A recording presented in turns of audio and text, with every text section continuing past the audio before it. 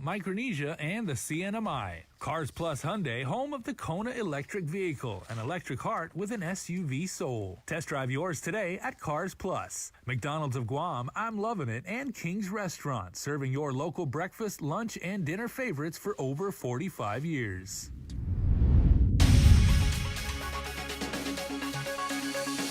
The internal affairs investigation has been completed and 2 DOC officers were terminated. Chris Barnett reports. Hannah Devanzo joins us live from the Superior Court to bring us the latest in the trial of Joyner Sked, accused of murder. And Nestor Lecanto reports on the war claims compensation bill signed into law.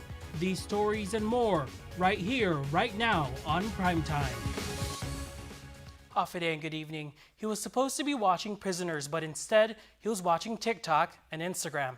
And now he's one of 2 DOC officers terminated for their role in the escape of Anthony Camacho. Here's more. DOC officers Jeremy Flores and Makino James have been fired for their role in the November 1st, 2021 escape of inmate Anthony Camacho.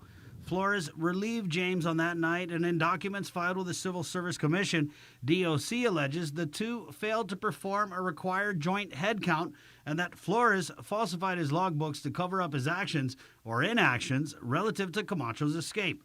According to the docs, Flores told prison investigators he was watching TikTok and Instagram for approximately 30 minutes instead of watching Prisoners. He admitted to investigators he sat in his truck, failing to keep an eye on Prisoners, instead keeping his eyes on social media. The prison accusing Flores of falsifying logs to cover up that he was watching 3 prisoners, including Camacho, even though at the time he allegedly falsified the logs, Camacho was already long gone from the Mangilao compound. DOC saying Flores was, quote, inattentive to duty and made false, misleading, and inaccurate statements to Internal Affairs, later confirming he did not have face-to-face contact with Anthony Camacho at any time. Camacho escaped from DOC and was at large for 17 hours before being apprehended by law enforcement, but not before he and his brother robbed a store and assaulted a man in Harmon, stealing his car. DOC also argued that had Flores performed a visual head count when he started his shift, he would have found out Camacho was missing. Camacho was also on suicide watch, and according to DOC protocols, Flores was supposed to be checking on him every 15 minutes. Camacho actually escaped during James's shift, but Flores' logs said Flores saw him twice, even though he had already escaped. The documents show Flores found out about Camacho's escape from a prisoner and called James to confirm they did a proper head count, which, according to the documents, they did not. DOC called Flores' actions criminal, irresponsible, unethical, insubordinate, dishonest, notoriously disgraceful, and unprofessional. The prison also alleged in docs that both officers were trained on proper shift change head count procedures. Both officers were terminated in late January, and both are appealing their terminations with the Civil Service Commission, saying getting fired was overly harsh, unfair, and procedurally defective. Both Flores and James are being represented by the Guam Federation of Teachers. For Guam's News Network, Chris Barnett reports. In related news, another DOC officer was also fired for testing positive for drugs. Corrections Officer Manny Akfaji is appealing his termination. According to CSC documents, Akfaji tested positive for methamphetamines in November of last year. He argued it was because he was on medication, but DOC countered the type of meds he was on would not cause a positive test result for meth. And it's day 2 in the trial of Joyner Sked, one of 2 individuals charged for the murder of Umatic Mayor Daniel Sanchez. Covering the trial is our Hannah Devanzo, who is reporting live from the Superior Court this evening. Hannah? Tomas, after days away from trial, deliberations continued today here in Superior Court before Judge Perez. The mystery still remains on why Joyner Sked and Rudy Canada allegedly murdered former Umatic Mayor Daniel Sanchez, or why he was at their residence to begin with. According to his son, Lawrence Goffigan Sanchez, his interactions with them in the past were very limited. I remember at parties in the Umatic, at the Bay, they would get off from transit, and my dad would just, just the person that he is, he would just invite them, come out. Have a bite to eat or have a drink or whatever, just hang out. So that's the times that I seen him with them. Okay, so you've seen this joiner sked with him too? Yeah, but it was just more like an invite, like, just come meet, come have a bite, and that was it. What we do know is that a neighbor testified during trial today that she heard yelling from Kanata's residence, where Sanchez's body was found dead with 20 stab wounds. The yelling lasted for about 1 hour, and then there was silence. While the minor witness couldn't tell who was yelling, she alleged that it was a man's voice and sounded similar to her neighbor, Rudy Kanata. Sked, along with Kanata, are charged with murder as a first-degree felony and aggravated assault as a second-degree felony. The charges against Sked also include special allegations of the use of a deadly weapon in the commission of a felony. Sked's trial will continue tomorrow at 9 a.m., where several witnesses are scheduled to take the stand. Reporting for Guam's News Network from the Superior Court here in Hagåtña, I'm Hannah Devonzo. Thank you, Hannah, for that live report. And there's been an arrest in a deadly crash that took the lives of 2 women last September. Police arrested 21-year-old Zoya Marie Tiro Sigayog for vehicular homicide, negligent homicide, reckless driving with injuries, and reckless driving, speeding in a posted zone, imprudent driving, and no driver's license. The crash occurred just before 8:30 p.m. September 11, 2021, along Marine Corps Drive and Jesus G. Alec Drive in Pidi. Police and emergency responders arrived at the scene of a crashed black Hyundai Tucson. 29-year-old Mali Hay, 28-year-old Tina Temingidad died following the crash. The case has been forwarded to the Office of the Attorney General for prosecution. The initial candidate that was selected to be Guam's chief medical examiner has declined the offer, but as Tyler Matinani reports, the Postmortem Commission has their eyes on another prize. During this morning's virtual public meeting, the Commission on Postmortem Examinations announced that Dr. Kenny Su will not be taking the position as Guam's chief medical examiner. Attorney General Levin Camacho stated there were various reasons as to why he declined. The justification Dr. Su gave for declining was he believed, and I think we all agree, that the medical examiner facility could use updating. He didn't feel he was in a position to come in, and he also believe that the budget should be significantly higher, which we also agree with, but we're not at that point yet. However, the board has tapped another potential candidate they hope to fill the position. Dr. Jeffrey Nine is currently chief medical examiner in Arizona. Nine also has an extensive background in education. Most recently, he was a professor of pathology at the University of Pittsburgh School of Medicine. Camacho says that Nine is aware of the situation at the CME and that he actually seems excited about the challenge to elevate its current state. Talked about the possibility of handling the autopsies for the hospital, and instead of us paying GMH $100 through an MOU, GMH potentially paying the CME funds and generating funds in that way to perform autopsies for the hospital. Similarly to Sue, Nine was offered a base pay salary of $310,000, with the total package a little over $400,000. Additionally, NMI Attorney General Edward Manabusin remains committed to providing $50,000 toward the salaries and benefits, as Nine will also perform pathology services to the NMI. He will start in approximately 120 days if he accepts the offer. Reporting for Guam's News Network, I'm Tyler Matinani.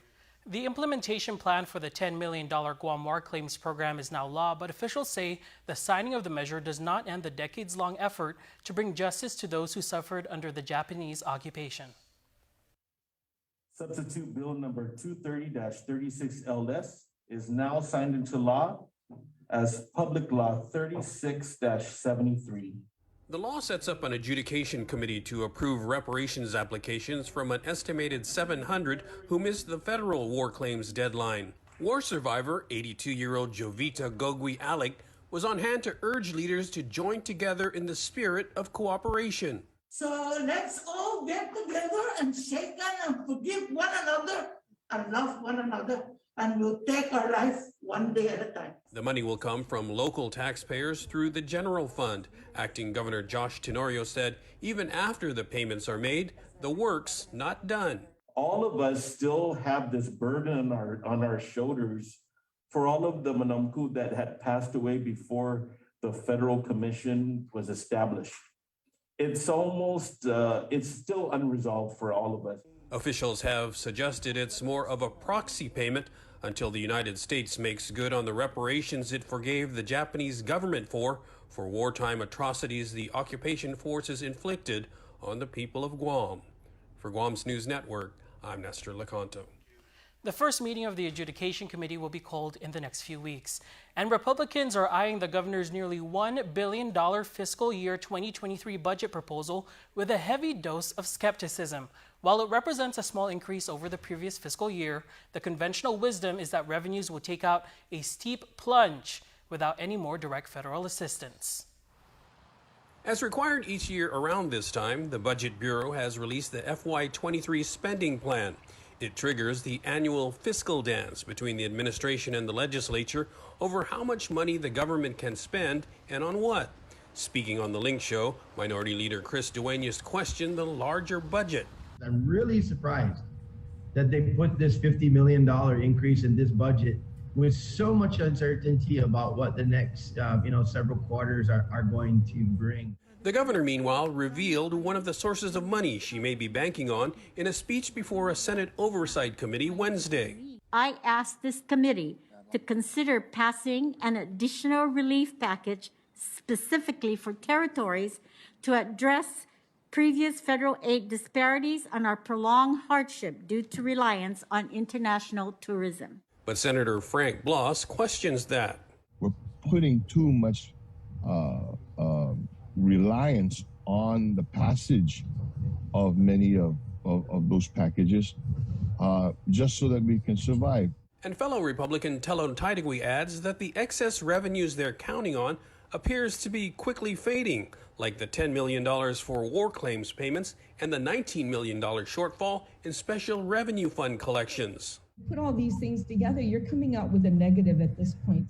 Duenas also complained that the administration continues to keep them in the dark about the federal funds that still remain. I've been told by fiscal people that even the CARES Act money and there's still bank accounts because that can be spent out to 4 years that we're not seeing right now, and a lot of the smoothing of this budget, right?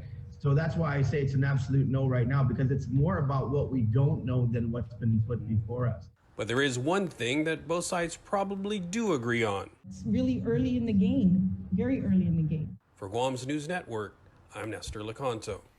And once again, we invite you to voice your view across our social media pages with our daily question. Today, we're asking, how safe do you feel in your village? What should be done to address recent crimes? We'll share responses on the link. Stick around for more news here on Primetime. Coming up, breaking down the COVID guidelines, and later, the head of Animal Wellness Action sends a letter to the Brigadier General regarding cockfights near the back gate. These stories and more when KUAM Primetime returns. And instant prizes from Foot Locker and Burger King. Win the best-selling 2021 Toyota Corolla LE, the crossover SUV 2021 Toyota RAV4 LE, and the dynamic luxury SUV 2021 BMW X1. The more you shop, the more chance to win. In the Micronesia Malls, shop and win. Half a day. As we look ahead to a brighter tomorrow, Matson's commitment to Guam and Micronesia remains stronger than ever. While the world around us is ever-changing, what remains unchanged is our commitment to you, our customers, and the island communities we serve.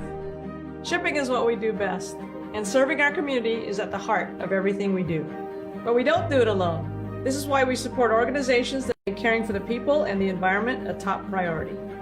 We know that many count on Matson's lifeline services in the Pacific, and that's why we continue to work hard to ensure that our shipments remain on time all the time. Matson recently added another Aloha-class vessel to our schedule. We now have 2 of Matson's largest and fastest ships serving Guam from the U.S. West Coast and Hawaii. With our new state-of-the-art vessels, we stand ready to support the region's economic recovery. Thank you for the privilege of serving you for the last 25 years, and you can count on Matson to be here for the next 25 years and beyond.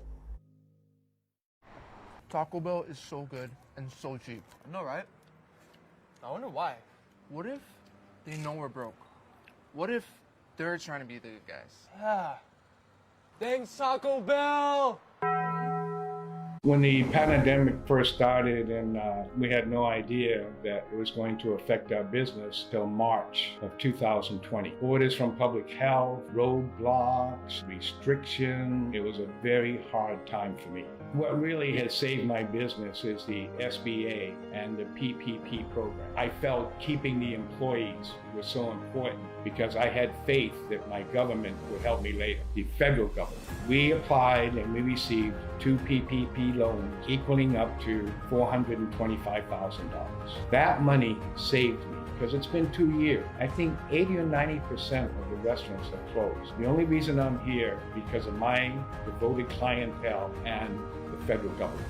Thank you for helping save jobs with federal funds. Thank you to the federal government for all the federal ARP money. Thank you for the federal funds. This ad was paid for with official funds from the office of Congressman Michael F.Q. San Nicolas. Let us know what's up on our KUAM News WhatsApp tip line at 671-727-0094. Share information about what's happening in your town, on Guam or the CNMI, and what you want us to know. Reach us on WhatsApp at 671-727-0094.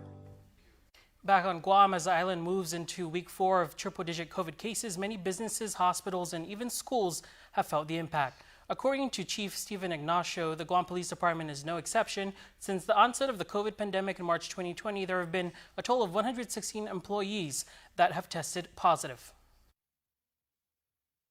Just tracking within the last couple of weeks, this current surge is going on.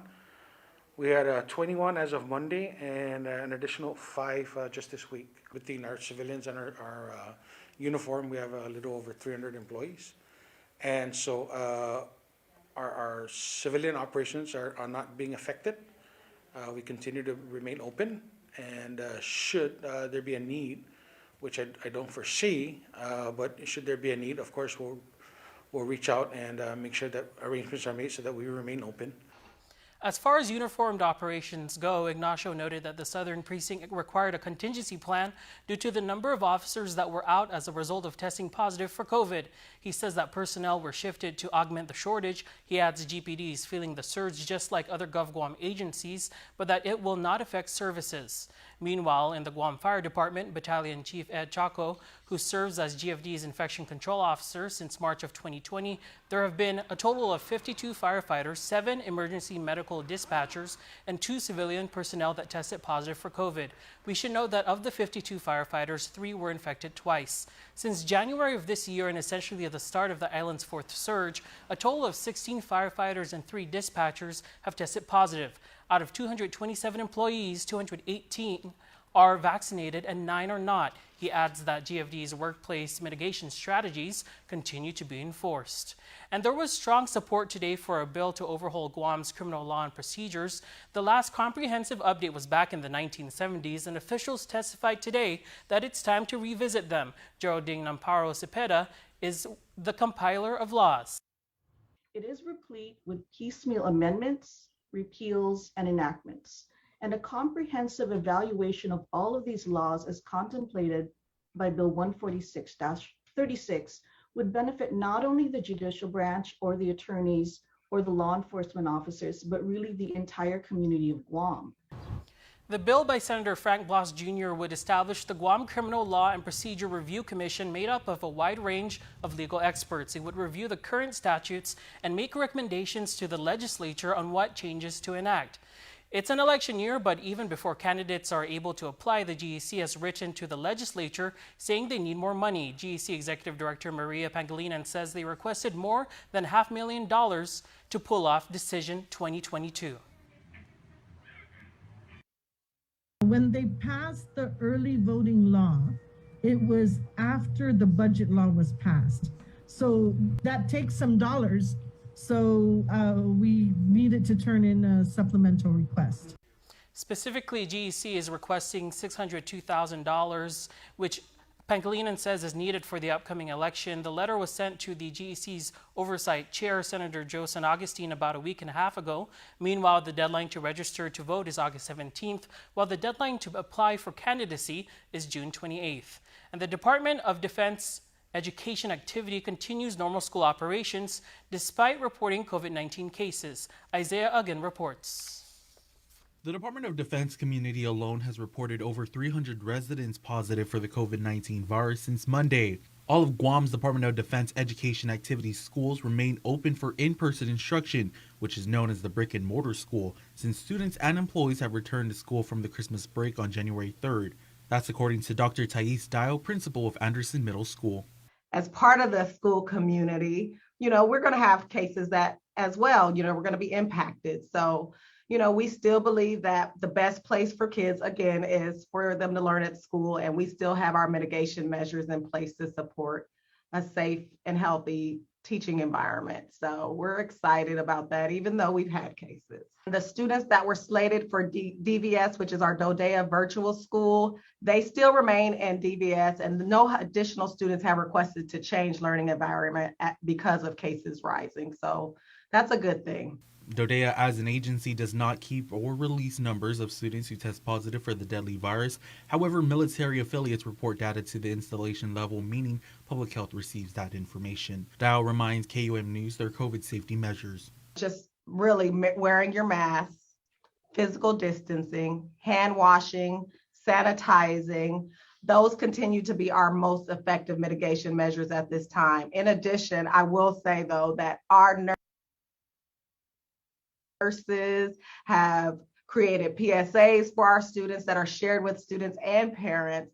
They have done an amazing job just trying to keep us in school and supporting us. According to Dial, there is a high vaccination rate of employees vaccinated against COVID because they had until November 22nd to fulfill that requirement. A guide created by DODEA in partnership with military commands decide when they switch to online classes completely. Anderson Middle School hasn't experienced any staffing shortages. However, that doesn't mean they aren't ready if employee cases get out of control. Of course, we do have a plan in place if we do have staff shortages. The good thing about our schools are we do have really small class sizes, and so we work together as a team. That's what it's about right now, just being a community and a team and just helping each other out when we need to help. We've also have lots of substitutes available and ready to serve as well in all areas. Reporting for Guam's News Network, Guahusi Isaiah Uggan.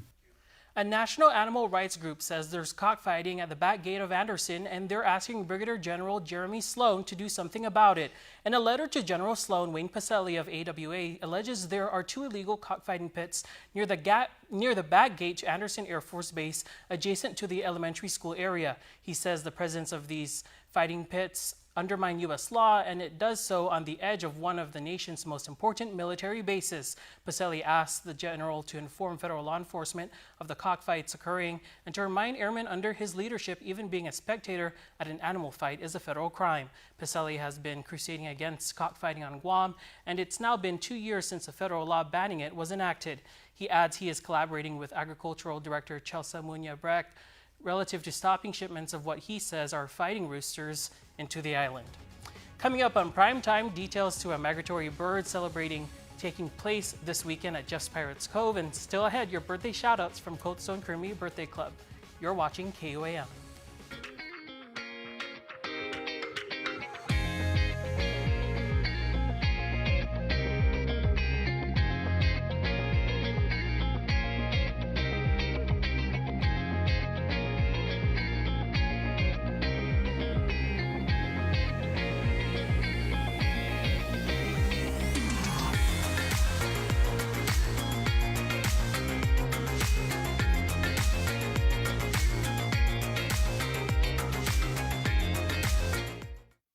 Don't need a work break, keep the smile on your face. The moments you can't replace, and I'll be around. Whoa. You can count on me. You can count on me for life. Wherever life takes you, we're always here for you. Calvo's Insurance. Count on us for life.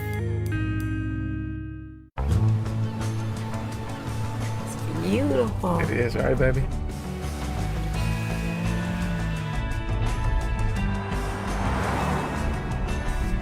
Dad, isn't that where we usually stop for gas? It's That's where we used to stop, but not anymore. But isn't that the place with the milkshakes? Okay, all right, let's go. Good job, kids. Take your adventure further in the first ever Santa Fe Hybrid. KUAM Sports is brought to you by Docomo Pacific. Better together.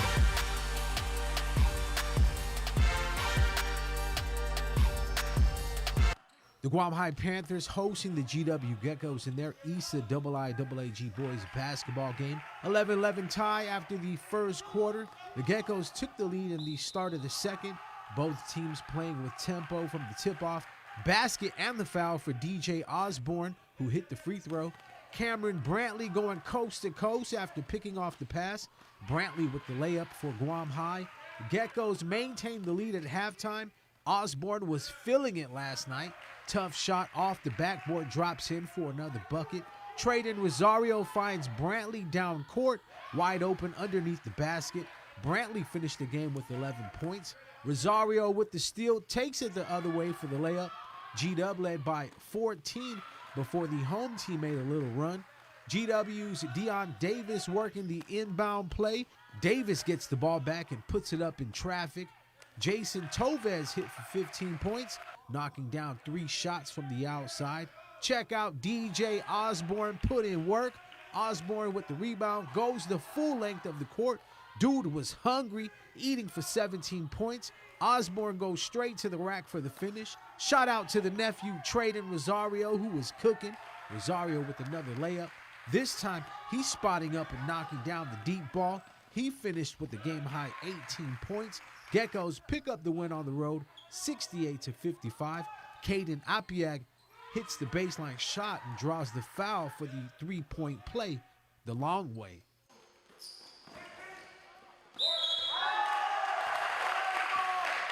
Turning over to middle school girls volleyball news. Congrats to GAA for winning the ISA volleyball title 2-0 over Jose Rios. GAA finished the season with a 14-2 record this year. The team was led by head coach Silencia Saudir and assistant coach Dr. Daniel O. KUAM Sports is brought to you by Docomo Pacific. Better together.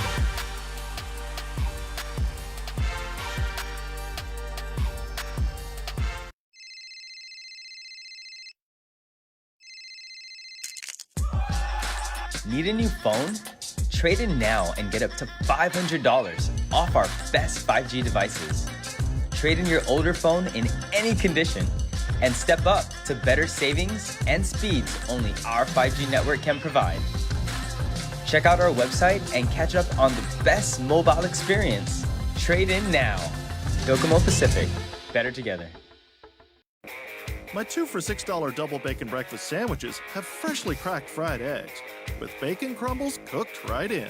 And you can get them all day and night, and day and night. Only at Jack in the Box. Well, I didn't get screened because I was just afraid of it. I procrastinated. I didn't have any symptoms. I didn't have insurance. I didn't want to know. There were several services that was available to me. I got a mammogram. Colonoscopy. I know in my heart that early detection saved my life. And I just tell people all the time, please go get screened.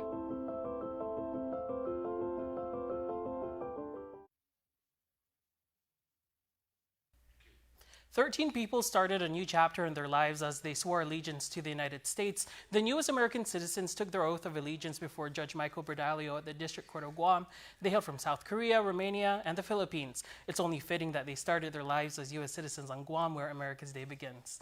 And before we close out the news tonight, our latest round of birthday shout-outs from the Coatstone Premier Birthday Club. Happy birthday to Coven Phillips, who celebrates birthday number 7 this year. Hope your day is as special as you are. Your family says they love you. Also on this February 3rd, happy double shot birthday to Nelaya Jo Santos Ekfaji, who celebrates birthday number 3, and happy 3rd birthday to our princess. We love you so much. Don't forget your Army Soldier Daddy will always be with you. From Daddy Conan and Mommy Naylene, also Nina Nika and Nino Kobe, and baby sister Melina Rose Bell, Auntie Lola, and Ama Velma and Papa Bong. Also, your second birthday shout out for Nilea. Happiest three-nager birthday to our princess. You are truly a blessing. May God continue to bless you with many more to come. Lots of love from Mommy, Daddy, Ama and Papa, Nina Nika, Nino Kobe, Princess Melina, Auntie Lola, and the Baza, Dalig, and Bellator's familia. Ana T. Atoigui wishing our mama a happy birthday. Thank you for everything you do for our families. You're our rock. That's awesome. We love you from your children and your son-in-law. And Mia Wolford, today we celebrate your 14th birthday, says your shout out. Wishing you a blessed day today, Mama Mia, and every day. We love and miss you, Dad and Grandma Irene. That's going to do it for us here on Primetime. Thanks for watching. Good night.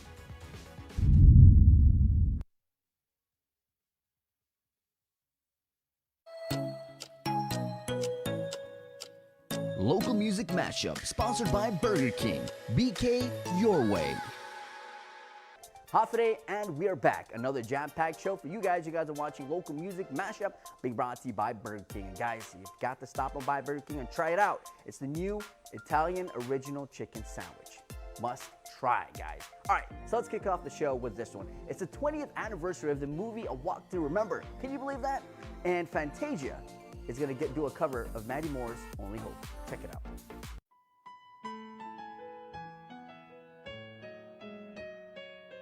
There's a song that's inside of my soul. It's the one that I've tried to write over and over again. I'm awake in the infinite cold, but you sing to me over and over and over again. So I lay my head back down and I lift my hands and pray to be only yours. I pray to be only yours. I know now you're my only hope.